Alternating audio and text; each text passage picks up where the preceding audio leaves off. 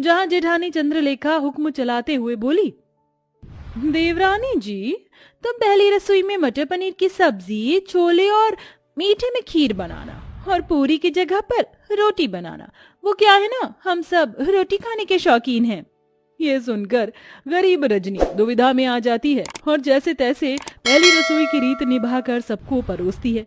रोटी का जला हाल देखकर सरस्वती ने कहा, रजनी बहू, ये कैसी जली पकी रोटी बनाई है? भट्टी में सेक कर लाई है क्या? वही तो माँ जी, ऐसी कोयले से काली रोटी तो कुत्ता भी ना खाए। अरे मैं तो गरीब घर की ये देख कर उठा लाई थी कि गरीब की बेटी को सुखी घर परिवार मिल जाएगा। जा चंद्रलेखा बहू, तू रोटी बना ला, क्योंकि इस गरीब की बेटी की तो बस की नहीं है एक रोटी भी बनाना। और तू मेरी गरीब बहू, जा जाकर इस रोटी को बाहर फेंक दे। सास से जली कटी सुनकर रजनी रोटी लेकर बाहर चली आई। मैं इस रोटी को फेंकूंगी नहीं, क्योंकि अन्न की बर्बादी होगी। किसी जरूरतमंद को दे देती हूँ। तभी एक उम्रदार बुढ़िया उसके पास चलकर आई। बेटी, रोटी खिला दो, बहुत भूखी हूँ।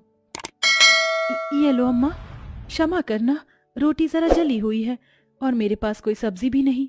मेरी पोटली में गुड़ है, उससे खा लूंगी। बुढ़िया हबड़ हबड़ कर रोटी खाने लगती है। तभी रजनी का परेशान चेहरा देखकर वो पूछती है, बेटिया, तुम परेशान क्यों हो?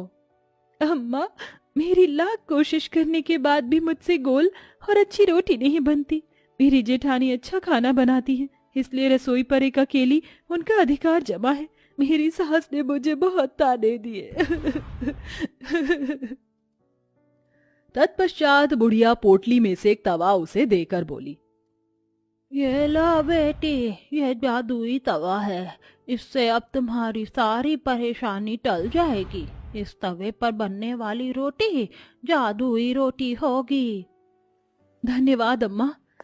रजनी बुढ़िया का दिया हुआ जादुई तवा घर लेकर आई और अपनी सास से निडर होकर कहा, माँ जी, रात की रसोई मैं पकाऊंगी। इस बार कोई भूल चूक नहीं होगी, वादा करती हूँ। लगता है सवेरे की बेइज्जती से मेरी गरीब देवरानी का मन नहीं भरा, जो फिर जली कच्ची रोटी बनाकर नाक कटवाना चाहती हैं। देवरानी जी को एक मौका दे दीजिए माँ जी।